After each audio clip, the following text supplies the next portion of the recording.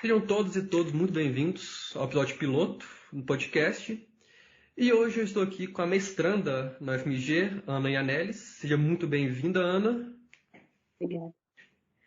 Antes de começar, gostaria que você se apresentasse para os nossos ouvintes um pouquinho, falar sobre você como acadêmica. Então, eu estou finalizando agora o mestrado. Sou formada em História pela UFMG, com mobilidade acadêmica para a Universidade de Colônia. Estudei lá um ano. E aí voltei e comecei, então, a pesquisa no mestrado. Pesquiso eugenia e representações nazistas nas obras e narrativas da cineasta Leni Riefenstahl. Aí estou agora finalizando o mestrado. Também sou pesquisadora do Laboratório de História do Tempo Presente. E é isso. Bom, como a Ana disse, ela estuda praticamente cinema nazista em si. E é o que nós vamos falar hoje, que é um tema que ela já deu um mini curso lá no UFMG, presencial, saudades, sobre cinema nazista, falando sobre a Leni Riefenstahl, não sei falar o nome dela, não sei falar alemão, sou estudo francês. E bom, Ana, fique à vontade para começar a sua fala. Bom, primeiramente eu queria agradecer pelo convite, fico muito feliz.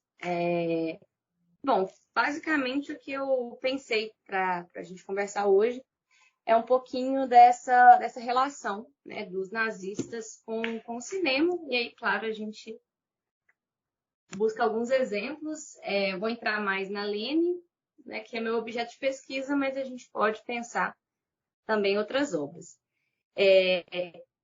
Antes de mais nada, é interessante, assim, porque sempre que a gente fala em cinema nazista, vem essa ideia, o uso político dos nazistas, do cinema, né, etc., como se fosse algo particular ao nazismo, né? Como se tivesse sido algo que só os nazistas fizeram.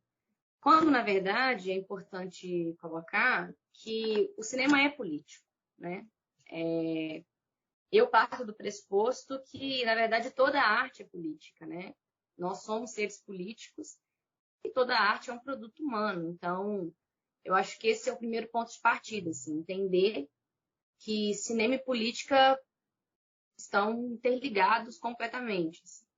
Isso até se a gente pensar hoje em dia, né? A gente pensa como que o cinema tem tido uma importância em questão de representatividade, por exemplo. Então, teve Pantera Negra, tem heroínas agora, né? Muito mais do que se tinha antigamente, saindo desse estereótipo. A gente tem a Capitã Marvel, que é ali a que pega e faz, é a que salva todo mundo. Então, sem essa noção da mocinha. Então, o cinema é político desde sempre e continua sendo.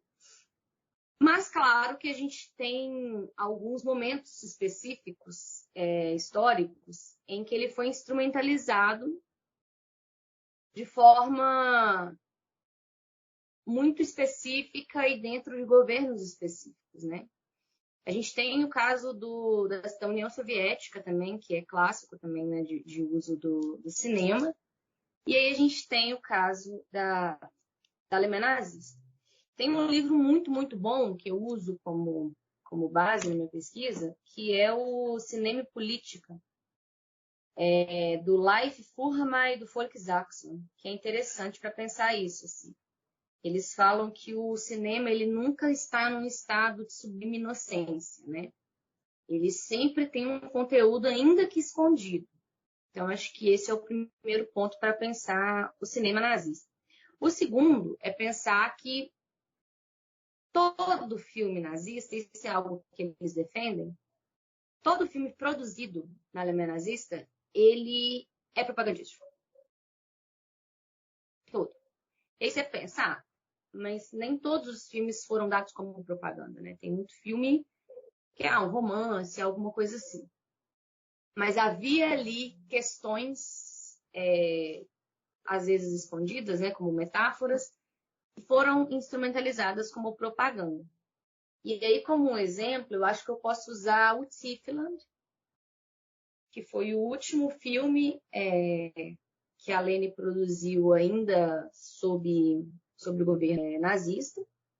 É um filme que foi produzido na década de 40, porém ele só foi lançado em 54, né, por conta da guerra. E assim, antes de entrar no Tiefland, um caso que eu acho que talvez seja legal para a gente poder pensar, isso de que alguns filmes, às vezes, eles têm essa coisa escondida, né? Na minha pesquisa, eu uso um caso que, para mim, eu acho que ele é muito didático, que é o caso do Indiana Jones. Indiana Jones e os Caçadores da Arca Perdida. Que no primeiro filme a gente tem aquela dualidade, né? O Indy é o grande herói, enquanto os nazistas são os vilões. E o que é o Indiana Jones? Né? Ele é um cara, um arqueólogo, que vai até lugares dados como selvagens, né? Entre várias aspas, ele chega nesses locais, ele resgata também, entre várias aspas, artefatos, leva para os Estados Unidos, né, onde o artefato, então, teoricamente está em segurança. E é isso. Então, ele vai nesses locais, ele busca esses artefatos e salva, né, entre várias aspas. É basicamente o imperialismo, né, estadunidense. Assim. O Indiana Jones, ele é a personificação desse imperialismo. É aquela coisa meio que andar no Louvre, andar no Museu Britânico e pensar, beleza, muito bonito, mas nada disso deveria estar aqui, né? Então é aquela coisa, existe um olhar colonizado, né? Um olhar pro colonizado como selvagem, como inferior, mas ao mesmo tempo existe aí um fascínio pelos artefatos que esse povo produziu, né? E aí o Indiana Jones é o grande herói, então no final do filme a gente tem aquela coisa de não, os nazistas morrem e a arca está a salvo. Onde que a arca está a salvo? No governo estadunidense, né? Sendo que ela nem devia estar lá. Então é interessante a gente pensar isso. Assim. No caso do cinema e política, eles citam um outro caso que é legal, que é o Noviça Rebelde. Que eles falam, é um filmezinho bobinho, uma musical e tal, mas se a gente for parar para analisar, é um filme onde o chefe da família, né, ele não vai contra os nazistas por serem nazistas, mas porque ele tem um nacionalismo exacerbado ali que ele defende com garras e unhas a Áustria e tudo mais. Então, é meio que... E aí, se a gente for olhar aquela família, é toda uma família patriarcal que tem valores que são muito próximos aos valores patriarcais nazistas. Enfim, então, pensar que mesmo em filmes que são, no caso do Indiana Jones de Aventura, ou no musical, que é no caso da Noviça Rebelde, existe, então, esse conteúdo. E aí, no caso dos nazistas, antes de mais nada, assim, é interessante pensar a formulação do cinema dentro da Alemanha, né? Que passa a ter, na verdade, um papel de destaque muito antes, já ali na década de 20, né? Final de 10, início de 20, que a Alemanha ela se consolida, né? No plano internacional, assim, no cinema. Você tem a criação da UFA, que é ainda, né? É a grande empresa cinematográfica na Alemanha, e a própria criação da UFA ela já pressupôs um foco em filmes que ressaltassem, então, um pouco a questão nacionalista, né? Então, eram filmes culturais que focavam ali na beleza da Alemanha e em questões nesse aspecto, assim. E aí, na década de 20, a gente tem a ascensão dos filmes expressionistas, então, o Gabinete do Dr. Caligari, Nosferatu, né? Que vão, então, realmente levar a Alemanha para o resto do mundo, assim. Tanto que Hollywood começa a puxar as pessoas, né, da indústria cinematográfica, os alemães. Vários diretores, atrizes, atores vão para Hollywood nesse momento, assim, que realmente a Alemanha se consolida com o cinema expressionista.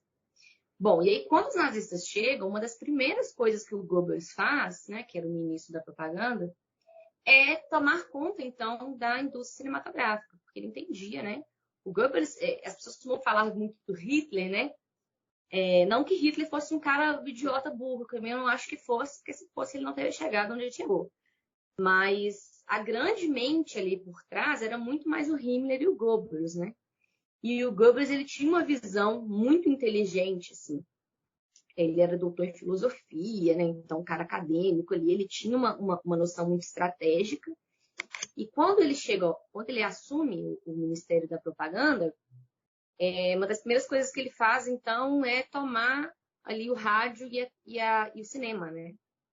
Então, os artistas, os cineastas judeus são expulsos e tudo mais, são demitidos, e ele toma o cinema. E aí, ainda mais, aquela ideia da UFA inicial ali, né, de trazer, então, filmes que focassem nessa questão nacionalista, isso, então, passa a ser realmente uma agenda política, assim. E aí a gente vai ter vários filmes que não necessariamente são vistos, né, como propagandas, mas que têm esse conteúdo. E aí, no caso do Tziffeland, é importante primeiro, então, colocar que a Leni, ela esteve numa posição que nenhum outro cineasta esteve. A gente costuma falar que ela é a cineasta oficial do Partido Nazista, né? Não porque esse título existia de uma forma escrita, né? Cineasta oficial. Não por isso, mas porque ela tinha um prestígio tamanho, assim, que ela não respondia ao Goebbels, né? Ela respondia ao próprio Hitler. E ela tinha era um prestígio mesmo, um valor ali dentro da cúpula, né, nazista, que os filmes dela eram muito bem financiados. Quando, em 1939, ela decide que ela quer ir para a Polônia, né, como correspondente de guerra, ela vai, tem toda uma equipe que vai com ela. Ela acaba voltando muito rápido, porque ela presencia né, coisas horríveis, mas ela tem sempre esse prestígio. E aí, no caso do Tziffeland, ela decide que ela quer fazer o Tziffeland, e nas palavras dela, né, ela escreveu uma autobiografia na década de 80. E aí, para situar quem não conhece essa figura, né, a Leni, ela ficou muito famosa por conta do Triunfo da Vontade, que é um filme de 35, que é, então, a maior, né, propaganda nazista, assim. Mas, na verdade, ela fez 4 filmes para o Partido Nazista, né? Ela fez A Vitória da Fé, foi o primeiro, em 33, Triunfo da Vontade, em 35. Logo depois do Triunfo da Vontade tem o Dia da Liberdade, que é um filmezinho pequenininho, de 28 minutos, para exaltar as forças armadas nazistas. E, por último, Olímpia, que foi o que realmente consolidou ela no plano internacional. Ela ganhou vários prêmios e tudo mais. E, assim, os filmes dela exalam ali uma propaganda, mas no pós-guerra ela negou, falou que não, ela era só uma artista. Ela acabou passando por um tribunal de desnazificação, foi dada só como seguidora, né, Mitläufer. Seguiu a vida dela, negando até o final de que ela era nazista. Ela morreu em 2003, com 101 anos, falando que ela não tinha sido nazista. O que eu faço no meu trabalho é mostrar que, na verdade, as obras dela têm, sim, vários elementos eugenistas, né, eugênicos e nazistas. Mas, então, na década de 40, ela diz que, na autobiografia, ela diz que ela queria fazer um filme que não tivesse nada a ver com a guerra. Então, ela faz Tziffeland. Qual que é a premissa de Tziffeland? Ele é baseado numa ópera de mesmo nome, do século XIX. E a história da ópera, ela é mais simples do que a Leni faz. É basicamente a história de uma dançarina, a Marta, que é muito bonita e tudo mais. E ela atrai os olhares de vários homens, até que um camponês, que é o Pedro, e o Marquês, que é o grande vilão da história, que é o Dom Sebastião, se apaixonam por ela. Então a história é basicamente essa. Só que a Leni, ela coloca vários elementos novos à trama, que para olhares mais desatentos podem parecer que ela só está ali criando um roteiro mais amplo, mas na verdade tem toda uma metáfora por trás. Na minha opinião, é um filme extremamente chato, é um filme horrível, é um filme extremamente confuso, tem várias histórias que ela coloca que ela não explora, são narrativas que o público fica com uma sensação de tá, mas por que isso tá no filme? Não entendi, sabe? Essa é a minha opinião pessoal, não como historiadora, tá? Que o filme é chato. Mas no fim das contas, o que interessa a gente aqui para a discussão é que a primeira coisa que é importante é que a Lene adiciona uma coisa nova que não existia na ópera original, que é o fato da dançarina ser Romani. Romani, no caso, a gente costuma chamar pelo termo genérico cigano, né? Mas esse termo entrou em desuso na Alemanha. Então, na dissertação mesmo, eu uso o termo Romani, que é então uma referência aos povos, né? Roma e Sinti, no caso da Alemanha. Então, é uma dançarina Romani, embora a Leni Riefenstahl não tivesse tal etnia, né? Então, esse é o primeiro erro, assim. Ela representar, então, uma mulher romani sem ser romani. Só que tem uma questão pior, né? Que ela faz esse filme na década de 40, no momento em que os hominicídios estavam efetivamente sendo presos e mortos. Então, você tem um país que prende em campo de concentração e mata pessoas dessa etnia, e aí uma cineasta, entre várias aspas, ariana, faz um filme e ela mesma interpreta essa pessoa cuja etnia, então, está aí sendo massacrada no país.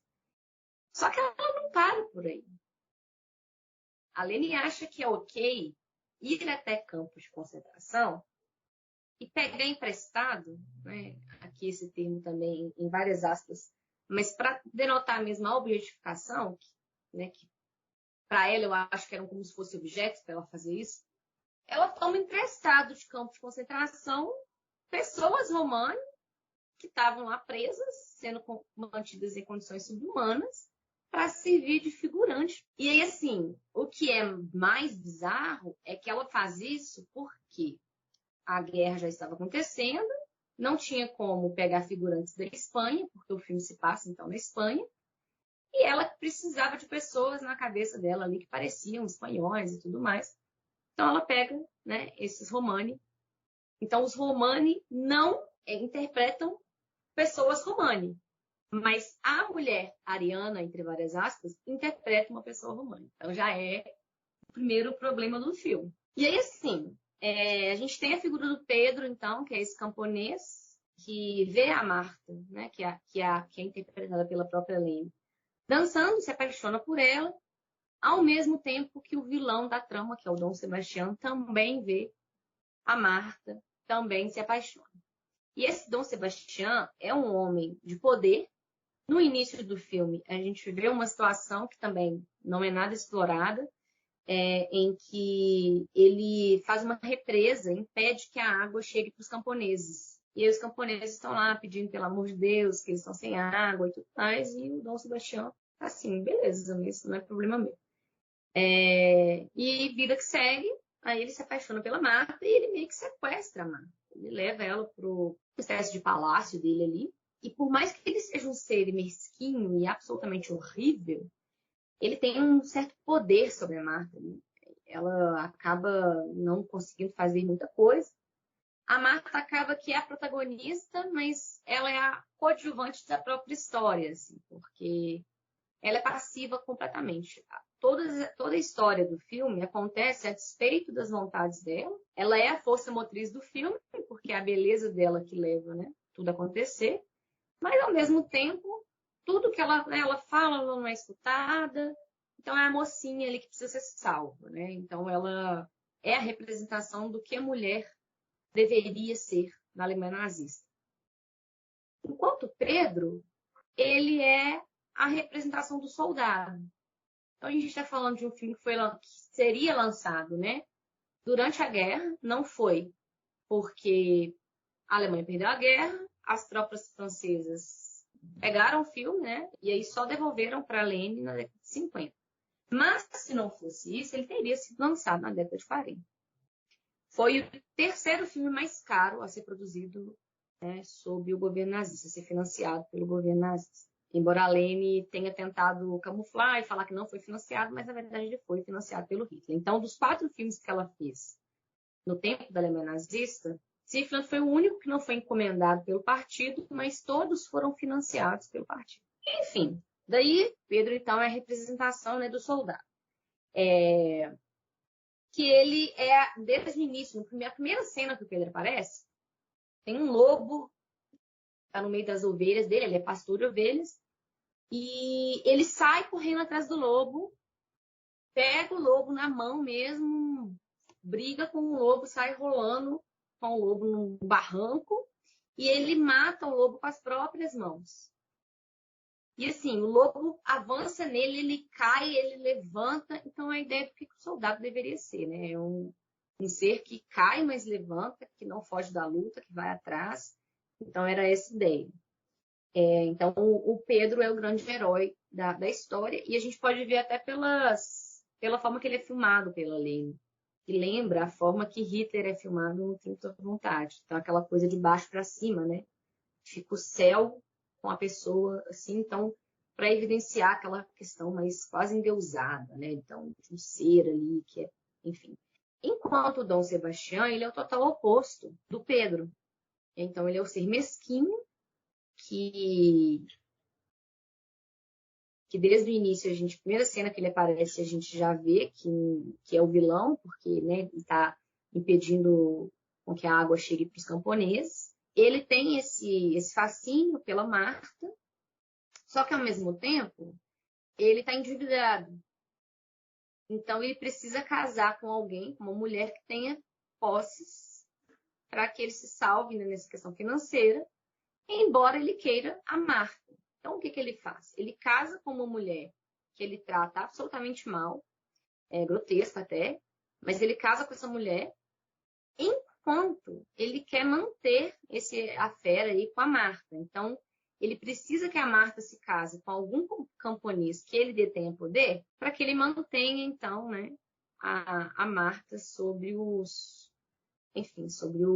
a sedução dele ali. E aí ele vai até o Pedro e faz com que a Marta case com o Pedro. Só que o Pedro não sabia, então, que tinha essa história por trás e que a Marta estava sendo obrigada a casar com ele. Então, a Marta, no início, ela ressente o Pedro, né, por ele ter aceitado se casar com ela obrigado, mas aí ela vê que, na verdade, ele não sabia. Eles meio que se apaixonam.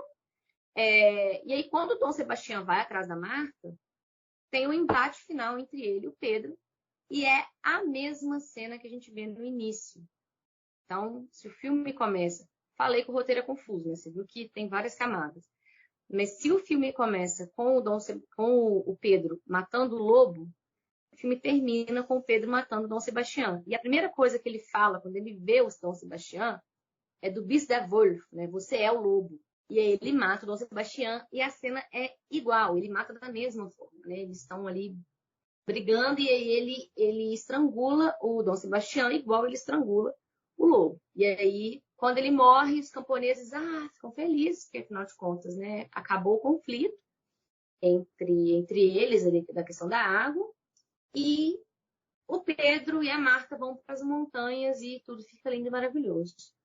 E aí é algo já para a gente pensar que é interessante, essa dualidade das montanhas e das terras baixas no filme, porque Tiefland significa terra baixa, né? E o que a Lene coloca é que a terra baixa é o lugar, então, do mal, é o lugar da perversão, do pecado, enquanto a montanha é o lugar sagrado, é o local, é o paraíso, né? Que, na verdade, já remete aos filmes de montanha da Alemanha, ali da década de 30. É um gênero alemão mesmo, que tem essa ideia, então, da montanha ser algo sagrado. Só que o que é interessante é que a figura do Dom Sebastião é a representação, assim, exata de como o judeu era representado, né? Em representações antissemitas. É igual. Então, um ser que tem poder, que tem dinheiro, mas que é mesquinho. Se a gente pega a figura do Dom Sebastião e se a gente pega a figura do Yud Zus, né, do judeu Sus do filme do mesmo nome, é igual. E aí tem aquela coisa meio sedutora de falar que ele é um ser malicioso, né? Aquela coisa dele chegar e ele seduzir a Marta, mas ele ser maldoso. É igual a figura, então, do Yusuf. Então, embora a Lene tenha negado que ela jamais tenha feito qualquer coisa antissemita, o Dom Sebastião é a prova que, na verdade, fez sim. E é isso, assim. Então, esse filme, eu acho que é interessante para a gente pensar isso que eu falei no início, né? De como todo filme nazista esconde, então, essa propaganda. Se me permite fazer 3 perguntinhas? Claro, eu falei até muito. Sei que você comentou que a Marta representava aquela mulher nazista, que ela era bela. Então, a gente pode pegar assim, a ideia nazista da perfeição do corpo, da mulher como ser perfeita, a raça ariana, eu imagino. E que o Pedro, ele é um pastor de ovelhas e representa soldado. As ovelhas seriam o povo alemão em si? Eu até que não vejo como as ovelhas. Na verdade, tem uma representação que é importante, que aí é como, eu acho que como a Lena enxergava o povo alemão, que é dos camponeses. Por quê? Quando tem essa coisa, essa briga entre os camponeses e o Dom Sebastião, eu acho que isso diz muito sobre a visão que a Lena tinha de desobediência civil, assim, porque os camponeses eles estão sendo prejudicados efetivamente, sabe? Dom Sebastião, ele segurou a água, o gado deles está morrendo, eles estão passando sede. Então, é um conflito realmente sério. Mas eles vão lá e pedem, por favor, né, a água e tal, por favor. E o Dom Sebastião fala assim, cara, não é meu problema, é mãe, né? E segue a vida. E os camponeses, eles continuam passivos. Eles não quebram nada, eles não gritam, eles não falam, não, peraí, vamos pegar esse cara.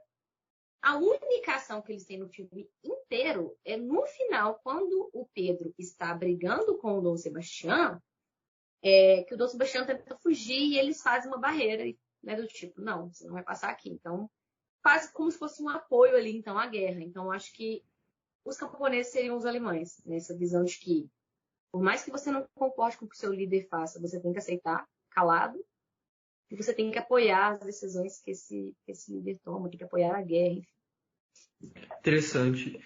Última pergunta que ele faz antes de continuar, que falou que o Dom Sebastião seria a representação do judeu como a Alemanha representava.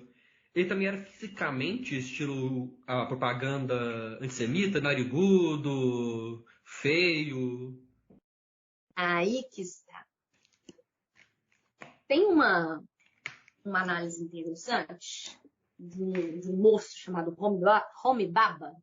Não sei se você já teve a oportunidade de ler. Não conheço. É um moço muito confuso de ler, mas é interessante. Que é um indiano. Na verdade, ele está fazendo uma análise, ele está olhando para a África, né? Ele está falando do colonialismo. Mas é uma análise que é interessante para a gente tomar. Acho que sempre que tem essa posição de violência entre, né, de um grupo para outro, eu acho que é uma análise que cabe, assim. Que é o seguinte, ele tem um conceito de estereótipo como sutura. O que ele diz? Sabe aquela coisa que eu falei lá atrás, né, do Indiana Jones, então, de ter você tem uma cultura que o homem branco despreza, mas ao mesmo tempo, o que é produzido por essa cultura, ele pega e coloca em museu. Então, você tem uma repulsa, mas ao mesmo tempo você tem um fascínio. Então, esse conceito do Homi Bhabha é basicamente isso. Então, ele está dizendo que o estereótipo ele é ambivalente. Então, ao mesmo tempo em que... E aí, claro, que ele está retomando Freud, né? Quando Freud fala do fetichismo, que é um conceito sem entrar muito, né? Não sei se você conhece o conceito de fetiche do Freud, mas o que Freud está dizendo basicamente é que, assim, tentar explicar de uma forma bem besta, mas só para a gente entrar, então, no Homi Bhabha, que existe um complexo da castração. Né? Por quê? Na cabeça de uma criança, então, um menino tem pipiu. Na cabeça dele, todo mundo tem pipiu. Até que ele viu uma menina, e a menina não tem pipiu. Então, o que ele falou? Arrancaram o pipiu dessa menina. Então, já cria o medo ali. Claro que eu estou falando de uma maneira muito grotesca, mas é basicamente isso. Então, cria o medo nessa criança de que isso também possa acontecer com ela.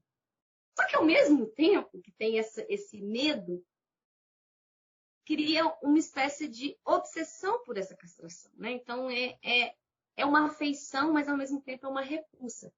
Então, ele vai buscar encontrar outra coisa para substituir, então, o pipiu, para que ele não lembre dessa castração. De uma forma muito grotesca. É isso que Freud está dizendo. Então, o Homebaba, ele está pegando meio que desse conceito do Freud, de fetiche, para dizer, então, porque o fetiche, por que não uma obsessão, mas um fetiche? Né? Porque a obsessão, talvez ela indique só um sentido. O fetiche, obrigatoriamente, ele é ambivalente. Quando a gente fala, uma pessoa tem fetiche por tal coisa. É porque, ao mesmo tempo que a pessoa nega aquilo, ela tem obsessão. Ao mesmo tempo que ela rejeita, ela tem afeição. Né? Então, o Homebaba, ele puxa muito dessa ideia para dizer que o colonizado, o objeto do estereótipo, ele é fetichizado, então existe a repulsa e existe a afeição. E aí, por que isso é interessante para a gente pensar no caso do judeu? Não só no caso do judeu, mas no caso dos ciganos também, né? Dos romani. Porque é exatamente isso que acontece em Tífila. Então, por um lado, a gente tem esse estereótipo grotesco do judeu, e aí a gente tem essas figuras monstruosas do nariz grande, da sobrancelha grossa, né? Como monstros. Mas o que a gente vê em Tífila é pelo outro lado. Então, a gente vê o que a gente vê não sei se você já assistiu o Judeu SUS, mas entre várias aspas, é biográfico, né? Que era um judeu mesmo, que foi executado por antissemitismo na Alemanha. E aí eles fazem, entre várias aspas, biografia. E ele não é nem um pouco parecido com essas representações que a gente vê. Então, daquela coisa grotesca. Pelo contrário, é um ator bonito que faz ele. Você vê ali que ele tem aquela coisa da sobrancelha, de estar ali, de ser meio sedutor e tal, para mostrar que, olha o perigo, é um cara sedutor, é um cara que chega ali, ó, na maciota, sabe? Então, essa ideia, e é exatamente isso que a gente vê no Dom Sebastião. Ele não é um cara, assim, o ator não acha ele grande coisa, não. Mas é um cara sedutor, é um galã ali, né? É um cara que chega ali, sempre aquela coisa sobrancelha levantada e vou fazer acontecer. Enfim, né? Cheguei, falei de Freud, falei de Homebaba, mas para entender então que é isso, assim, que ao mesmo tempo em que o judeu é rejeitado, existe esse ar de que, olha, ele é malicioso e ele pode te seduzir, porque ele sabe ser sedutor. Isso é interessante que eu mesmo não tinha pensado, eu acho que os ouvintes não tinham pensado que os alemães conseguiam ver os judeus como pessoas normais, não como aquela figura monstruosa. Você até comentou que o Nosferatu, ele é uma caricatura de judeu. A gente sempre pensa, como que o alemão vê o judeu? Narigudo, orelhudo, malvado.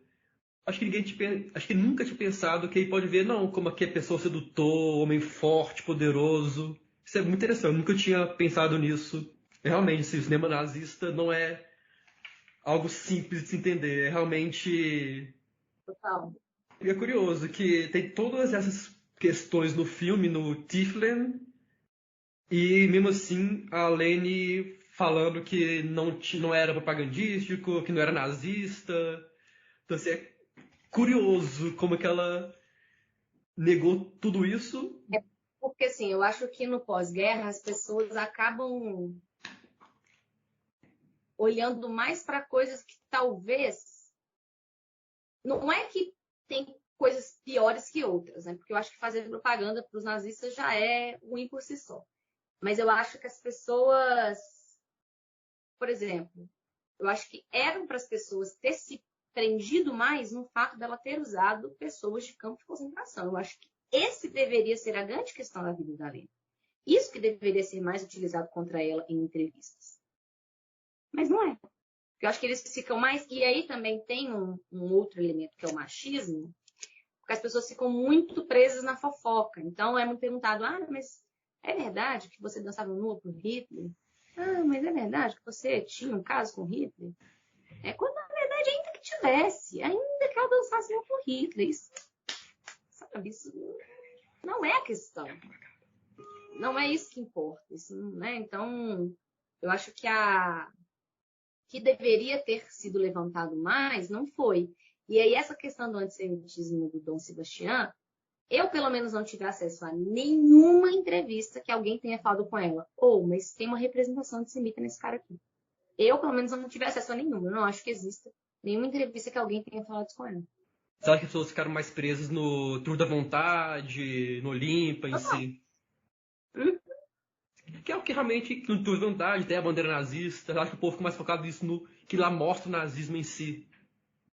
Só que aí é uma questão que tem um livro muito bom que chama O Mito Nazista, né? São de 2 autores franceses que eu não vou saber falar o nome, mas eles falam isso bem no final do livro, que eles chamam de repetições, né? Eu não entendo como repetições. Acho que são continuidades, mas eles chamam de repetições. Que a gente fica muito preso em repetições como suástica. A gente fica fazendo tempo suástica. Claro, não quer dizer que uma pessoa usando suástica ali não deve me preocupar. Mas, ao mesmo tempo, não necessariamente se indica uma repetição. E aí a gente vê isso muito claramente na década de 70, quando a gente tem, por exemplo, o Sid Vicious, que usa blusa com suástica. A gente tem o David Bowie, que chega numa estação em Londres e faz a saudação nazista. A gente tem o Lou Reed, que faz uma suástica na cabeça. A gente tem o Joy Division, que usa o próprio nome Joy Division, faz remete ao nazismo, né? Que é um nome de bordéis dentro de campos de concentrações de um livro chamado House of Dolls. Mas tem a capa do primeiro EP deles, que é um menino da juventude hitlerista tocando tambor. Quer dizer que o Joy Division, o David Bowie, o Lou Reed e os Sid Vicious eram nazistas? Não. Mas ao mesmo tempo eu acho que mostra um pouco, se a palavra, mas tipo, uma coisa tipo assim, passou, não importa mais, já é passado. Tipo, você acaba menosprezando um pouco o que aquilo significa, o que aquilo traz, mesmo não sendo a intenção do músico, do artista, ainda tem um peso por trás de escolher um menino da juventude hitlerista. Acaba banalizando um pouco, você não acha? Mas era uma visão que os jovens da década de 70, porque assim, a gente tem que pensar que os jovens da década de 70 já era a segunda geração. Não são as pessoas que vivenciaram aquilo. E aí tem que pensar, no caso de todas essas pessoas que eu citei, acho que todas, né, são britânicos. Isso aconteceu muito na Inglaterra, mas não só. A gente tem outros países também, mas na Inglaterra isso aconteceu muito porque a gente tem uma sociedade conservadora, uma sociedade, e aí eu estou falando de todos os países, né, que não soube lidar com o Holocausto e ainda não sabe. E a gente tem os jovens que querem o quê? Isso é uma coisa de jovem. Quer acabar com o negócio, quer chegar e causar, quer ser revoltos. Então, tem essa coisa de falar de violência e não sei o quê para chocar. Então, eles falaram, beleza, vocês têm dificuldade em falar disso aqui, então nós vamos zoar com isso. Entendi. Né? Tanto é que, se você for olhar, tem várias personalidades, várias bandas que são abertamente antifascistas ou que têm posicionamentos antifascistas, mas você tem letra de música ali que, ao mesmo tempo, é ambíguo, você fala ué. Né? Mas é isso, é para chocar, assim. Então, por que eu estou falando desses casos, né, do rock? Que a gente tem, na verdade, vários, mas no caso do rock. Para pensar que existe uma banalização, então, ali da suástica, enfim, né? Nesse caso, para causar, mas isso não necessariamente indica uma repetição. Isso não indica que essas pessoas sejam nazistas. Não deixa de ser ridículo, claro. Não deixa de ser absolutamente grotesco você pegar uma suástica e ficar... Todo mundo já teve esse colega na escola? Aquele da 7ª, 8ª série, um menino que gosta de desenhar suástica e fala, eu sou nazista. É meio que isso. Só porque a pessoa sabe que é proibido, fica aquela coisa de, beleza, então vou falar que eu sou. Então é meio que essa ideia, sabe? É a rebeldia do mas jovem. Isso não indica. Exatamente. Isso não indica necessariamente uma repetição. E aí é importante para a gente pensar que existem outras questões que estão sendo passadas batido, porque a gente está olhando só para a suástica. Uhum. Eu queria aproveitar, fazer um pequeno parênteses, acho que chocar um pouco algum quem estiver ouvindo, de um pouco de representação, porque não tive vontade. Tem a cena que a Lane grava, que tem as bandeiras nazistas e 3 homens andando no meio, e o George Lucas copia essa cena no Star Wars. Tipo, até que ponto deixa de ser uma referência e vira uma homenagem à Lane? Você consegue falar um pouco? Esse caso do George Lucas é o melhor exemplo, assim, porque, na verdade, a gente entra exatamente nisso, do fetiche. Né? De ter a rejeição, mas, ao mesmo tempo, ter um fascínio. Por quê? Se a gente olhar para Star Wars, é um filme extremamente político. É uma saga extremamente política. Principalmente, e aí, falando de Star Wars, me perdoem, mas existe essa rejeição dos filmes mais novos, mas os filmes da década de 2000 ali são extremamente políticos. Porque os outros têm aquela questão da aventura ali, né? Quando a gente vê a história de trás ali, como que o Anakin se formou, e enfim, é extremamente político. E a história toda é uma história da ascensão do fascismo e uma história da resistência. Então a gente percebe que existe uma idealização ali antifascista. Claro, né? O Darth Vader, se a gente parar para olhar para o Império, é o terceiro Reich, né? Darth Vader ele é meio que o Himmler. Então, a gente tem, embora talvez o Hitler, mas não hierarquicamente, né? Mas a gente tem as roupas ali, você pode ver que o Stormtrooper é o Stormtrooper, é Howley. Quando a gente olha ali para os generais, né, e tal, aquelas roupas pretas, aquele uniforme, é muito semelhante ao nazismo. Então, a gente percebe que, ao mesmo tempo em que existe essa visão ali, essa narrativa que é antifascista, existe uma estética que é nazista. Claramente. E aí o George Lucas, ele chegou a afirmar que a Leni Riefenstahl é a maior cineasta de tempos modernos, né? Então tem essa cena que é copiada mesmo, assim, é uma clara referência, né? É igual, a gente põe cena lado a lado e é igual. Então, é pensar isso, assim. Esse é um ponto que é problemático, porque a gente está olhando para a suástica e a gente está problematizando. O Sid Vicious está com a suástica, a gente problematiza. Não que eu acho que não tem que problematizar, porque eu acho que tem que problematizar também. Mas o George Lucas, que está usando um tanto de coisa, está usando claramente uma estética fascista, a gente não problematiza.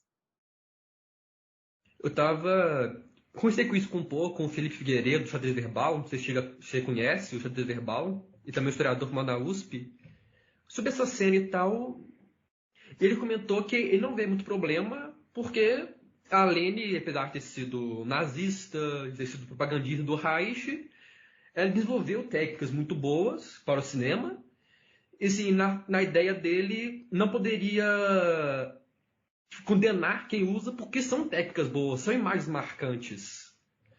Aí eu fiquei pensando muito nisso, foi na mesma época que conversava com você um pouco sobre, de fonte e tal. Eu fiquei pensando que não, que é errado. Que ele não colocou os heróis, os vilões naquela cena, ele botou os heróis. Ele botou o Luke, o Tio e o Han Solo. Exatamente. É porque assim, aí eu discordo em duas questões. A primeira é um mito dizer que a Lene revolucionou técnicas, porque ela não revolucionou técnicas. Talvez ela tenha popularizado técnicas que já existiam, concordo.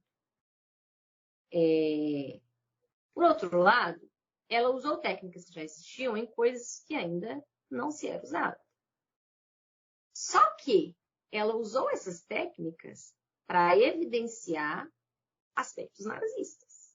Então, por exemplo, a gente tem a Olímpia. E a grande questão técnica em Olímpia é que você não tinha esse tipo de filmagem, né, sendo feita para eventos esportivos.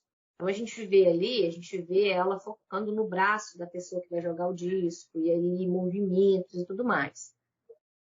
Mas ela usou essas técnicas porque ela estava preocupada na questão estética do esporte? Não. Ela usou essas técnicas porque ela estava preocupada em um culto ao corpo que é intrínseco ao nazismo. Porque ela estava preocupada em ressaltar questões e uma estética que é uma estética fascista. Sabe? Então, assim, eu acho que é isso que você falou. Se o Jorge Lucas tivesse usado essa cena como uma referência... Aí eu vou dar um exemplo que é ótimo. Rei Leão. Rei Leão faz isso de uma maneira crítica.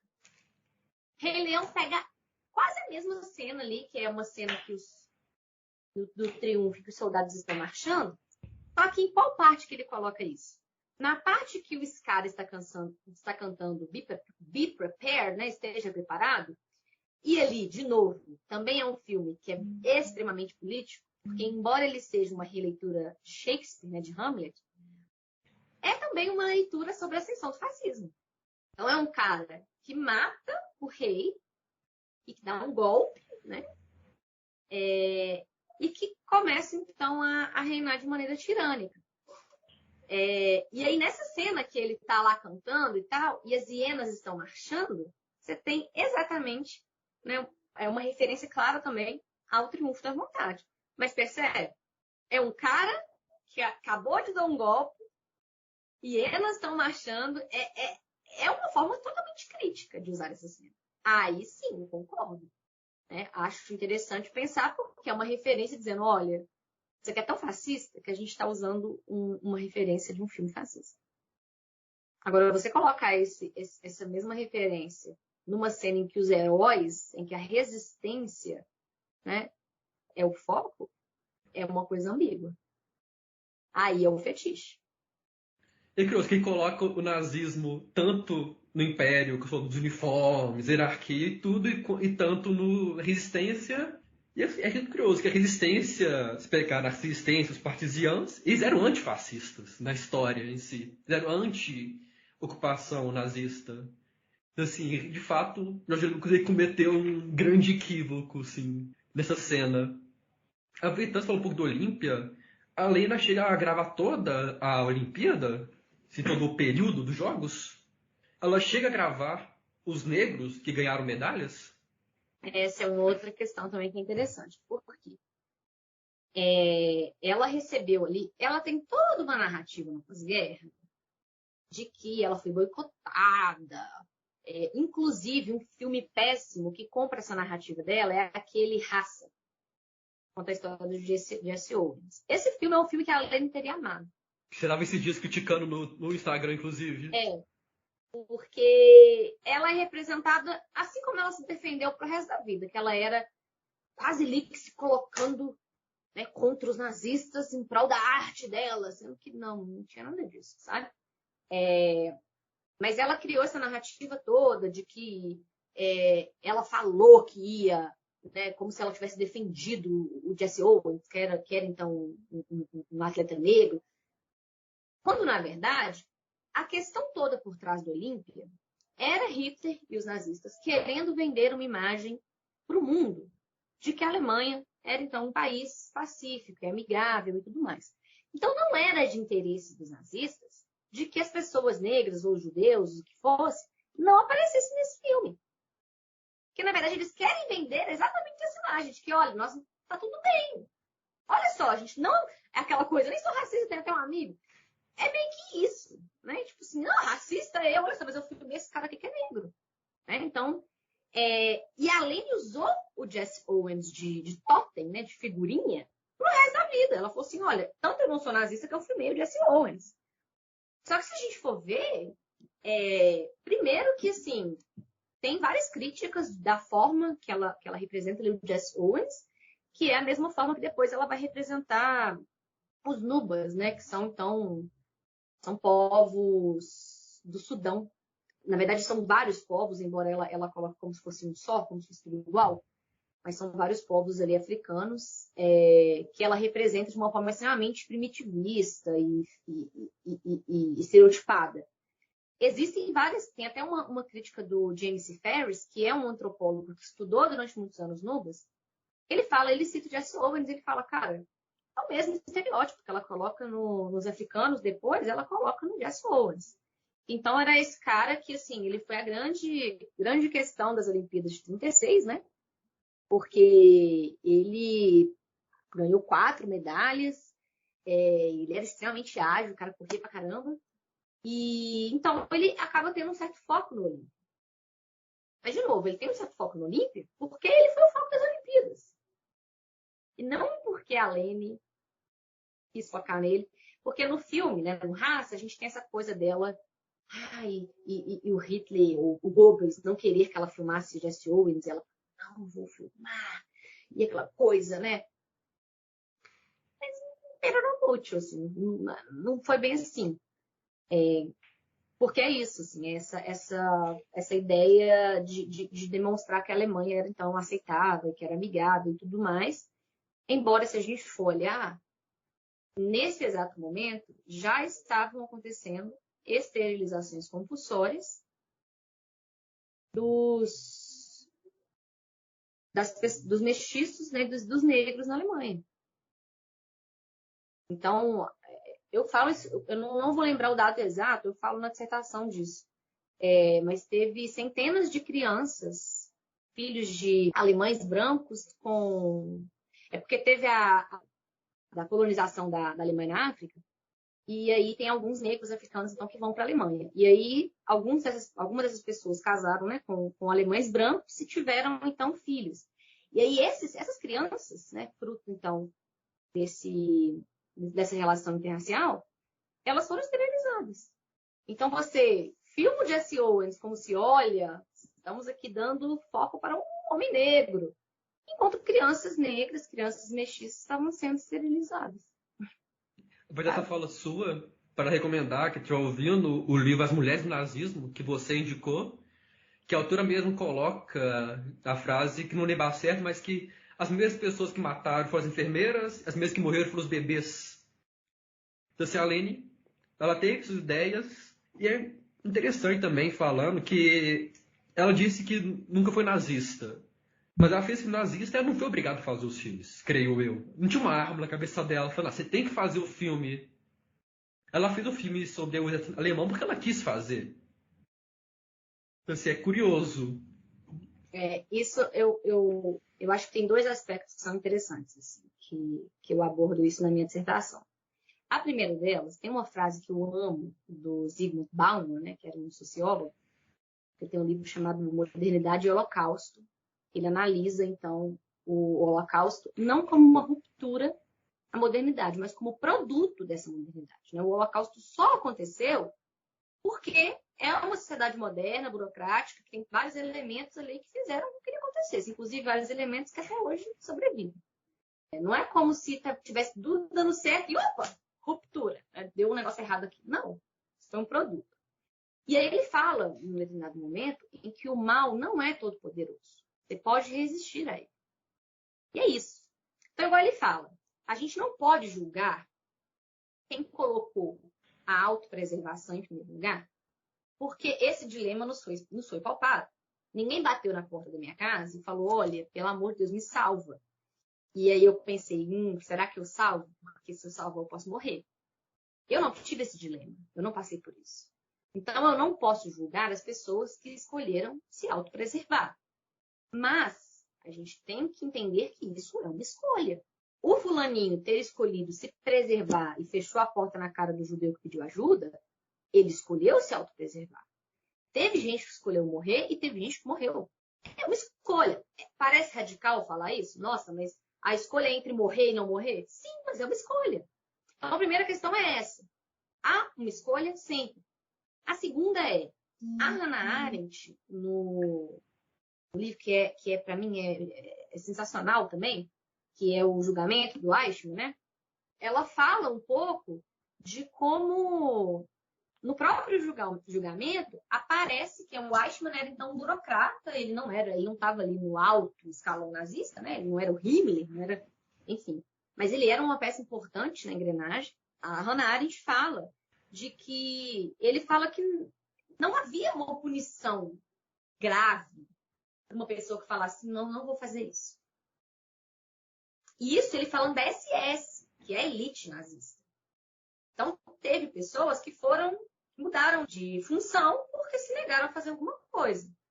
No máximo, ele tinha alguma punição, mas assim, administrativa, acabou. Mas não eram punidos com a morte. E isso a gente está falando da elite nazista, que dirá a Lênin que era só uma artista, que nem era filiada ao partido. Então ela poderia ter falado, não vou fazer. E segundo, teve muito artista. A gente tem o Fritz Lang, a gente tem a Marlene Dietrich, tem vários artistas que vão para os Estados Unidos, que se recusam a fazer filmes. O problema é nazista. A Marlene Dietrich, por exemplo, ela foi convidada pelo Hitler para ser a musa da nazista. E ela não aceitou, ela vazou para os Estados Unidos. E lá ficou vestindo o uniforme das tropas estadunidenses e ficou fazendo campanha contra o Hitler. E a Marlene Dietrich é um bom exemplo porque ela tinha a mesma idade da Lênin e elas são muito comparadas. E ela resolveu ir. Então, por que a Lênin não pôde ter ido também? Né? Isso a gente não consegue dizer porque ela não foi, ela não escolheu isso, ela escolheu ficar. Tudo bem, ela escolheu ficar e ela escolheu fazer os filmes. Por mais que ela diga que ela fala que não tinha escolha, ela não teve como. Por mais que isso fosse verdade, ok, vamos trabalhar com a ideia que não é verdade, mas enfim, de que ela foi obrigada a fazer os filmes. Alguém obrigou ela a usar pessoas que estavam presas em campos de concentração no filme dela?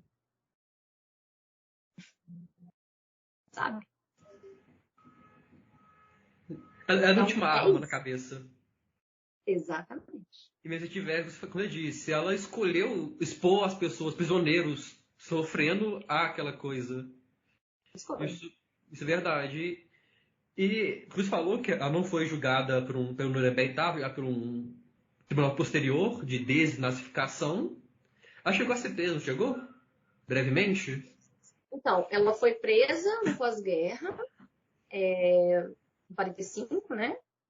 E aí ela chega a passar, acho que um ano, numa instituição psiquiátrica de Freiburg, porque eles falam que ela estava com depressão e estava histérica, o que aí também é um machismo comum à época, né? Muitas mulheres eram internadas em instituições psiquiátricas com histeria, entre aspas.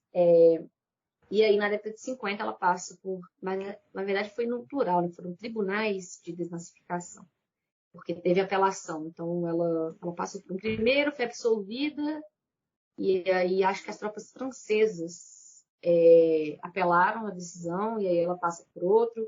Por fim, ela é dada como seguidora. Que é curioso que... E, por assim, eu acho que o fato dessa mulher contribuiu para ser apenas seguidora. Que eu acho que você comentou até no mini curso, na palestra de Dona Weng, das mulheres do nazismo, como as mulheres eram vistas como, são mulheres não vai fazer o holocausto. Sendo que, na minha opinião, como um leigo no assunto, indiretamente ela nem teve um papel no holocausto. Tipo, no mínimo diretamente, pelo toda... Ela não chegou a fazer nenhum filme sobre o holocausto em si, mas ela fez propaganda pro Reich. Ela ajudou o Reich a crescer. Então você concorda que indiretamente ela tem um dedinho ali no holocausto? Porque eu acho que se a gente parar para pensar assim, né? Hoje em dia mesmo, quando as pessoas fazem piadas machistas, racistas, homofóbicas, falam, mas são só piadas. São piadas que perpetuam ideias que já estão presentes na sociedade, né? Que é uma sociedade extremamente preconceituosa, racista, machista, homofóbica, e que contribuem, então, para as violências que acontecem, né, com esse povo. Acaba que legitima. Então, a gente vê num balanço geral da vida um menino negro que é preso num poste e as pessoas normalizam. Né? Se fosse um menino branco classe média, meu Deus, né? Mas por ser um menino negro pobre, é normalizado. Por que eu estou falando, puxando para hoje? Né? Para entender que é a mesma coisa. Então, você, só que num grau, assim, né, de pensar que ela estava numa posição de poder. Então, ela estava fazendo filmes para o partido em que ela perpetuava, beleza, ela foi lá e matou uma pessoa ela mesma? Ela apertou o botãozinho da câmara de gás? Não. Né? Ela era importante para a engrenagem do extermínio ali. Como Eichmann era? Também não. Mas ela era muito importante em uma das questões que são básicas para qualquer governo autoritário, que é a propaganda.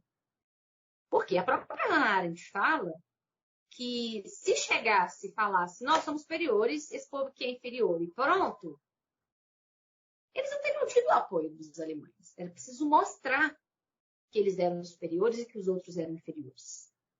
Né? Então, você bestializa a figura da vítima, e aí não só o judeu, né, mas como os homincide, os homossexuais e todos os outros, os negros, você bestializa a figura da vítima, ao mesmo tempo em que você, então, coloca uma imagem superior sua. Então, por mais que no Olímpia, no Triunfo da Vontade, não tenha essa figura que tem no Eterno Judeu, por exemplo, ele vai para um outro lado, porque ele enaltece a figura do ariano, a figura do nós, né, contra os outros, que seriam as vítimas. Então, é essa ideia que está presente nos filmes da Lene, que ela perpetua muito bem. Pensar que qual que é o papel dessas representações dentro de uma sociedade, assim como representar a mulher como dirige mal, gosta de apanhar, não sei o quê. Assim como essas representações da mulher acaba legitimando, né, certas violências, perpetuar essas representações num governo em que você é simplesmente a cineasta de maior prestígio, perpetua também, né, essas visões que legitimaram. Então, é o que eu falo na dissertação. Assim, a Lene, ela foi muito importante para esse plano. A grande questão na Alemanha é que Hitler não conseguiria ter feito o que ele fez se não tivesse um apoio de grande parte da sociedade. Como que você tem esse apoio? Você convence as pessoas de que sim, elas são superiores e de que sim, aquele outro grupo ali é inferior. Não é à toa que o Goebbels pegou o rádio e o cinema para o Reich em si. Exatamente. Então eu queria só para finalizar, você comentasse por que estudar cinema nazista, estudar toda a questão é importante para os dias atuais. Você consegue dar uma explicaçãozinha para a gente? Claro, assim, eu acho que as pessoas têm uma ideia errada de que... Eu acho que, principalmente se a gente pensar no Brasil, porque a gente está muito distante, né, da Europa. Mas que, tá tudo muito longe. Então, 1945, nossa, já passou tem muito tempo, né? A Alemanha está lá longe. Então, a gente tem essa visão errada de que 1945 chegou, a Segunda Guerra Mundial acabou, os nazistas foram julgados, acabou. Vida que segue. Enquanto, na verdade, a primeira coisa que a gente tem que pensar é que os elementos que fizeram com que o nazismo surgisse, eles não acabaram em 45. Um deles, que é muito importante, que é a eugenia, não surgiu com o nazismo. A eugenia é muito anterior, a eugenia é do século XIX. Então, ela não acabou em 45. Para a gente ter uma noção, alguns países escandinavos, como a Noruega, por exemplo, continuou fazendo procedimento de esterilização forçada até a década de 70, normalmente. Não foi nem levantado como uma questão. O primeiro país que promulgou lei de esterilização forçada foi os Estados Unidos. Ou seja, nem está perto da Europa. Então, se a gente olha para hoje em dia, a gente vê que tem uma série de elementos, de padrões. Então, no caso da minha dissertação, eu olho para beleza, força e saúde, que são conceitos que a gente entende como positivo, mas que são conceitos que têm sua própria historiosidade. Ai, meu Deus! Porque são conceitos que foram usados num determinado momento da história com um foco específico, né? Então, não é como se o conceito de beleza fosse universal. O que é belo? O que é belo para o Brasil de 2021 não é belo para a Índia de 2021. Não é belo para a Alemanha de 2021, né? E isso eu estou pegando só países. Se eu pegar por tempo na história, é diferente. Então, cada conceito tem sua historicidade. E se a gente for olhar para muitas das visões que a gente tem hoje, são conceitos que a gente continua usando cuja historicidade é nazista, é eugênica. Então, a gente tem, em pleno 2021, uma famosa apresentadora brasileira falou, normalmente, assim, como quem fala de uma compra no supermercado, de que as pessoas deveriam injetar vacina em presidiários, a presidiário de cobaia, para testar vacina, e ela foi aplaudida. Isso é eugênico pra caramba. Né? E como que isso é normalizado? Porque existe, então, uma série de representações que a gente continua a alimentar. Então, por que é importante a gente estudar cinema nazista em 2021, né, que já está tão distante? A gente tem uma onda da extrema-direita aí que está no mundo inteiro, né, que está só crescendo. A gente está vendo uma pandemia que a gente está vendo a CPI aí mostrando a Prevent Senior com coisas assim, óbito também é alta, qualquer frase mais eugênica que isso. Então, assim, a gente está vivendo uma eugenia em pleno século XXI, então a gente precisa estudar, a gente precisa compreender o que foi que a gente fez de errado, né, nesses últimos anos, para que a gente tente construir futuros um pouco melhores, assim, né? Porque ignorar e achar que já foi, já passou, é o que está dando errado. É só alimenta essa máquina da eugenia. Exatamente. Muito obrigado, Ana, por seu tempo. Já fica o convite aqui a voltar mais, que é um tema maravilhoso, sim. E no mais, agradeço muito. Pode botar seu Instagram para quem quiser te procurar, falar alguma coisa.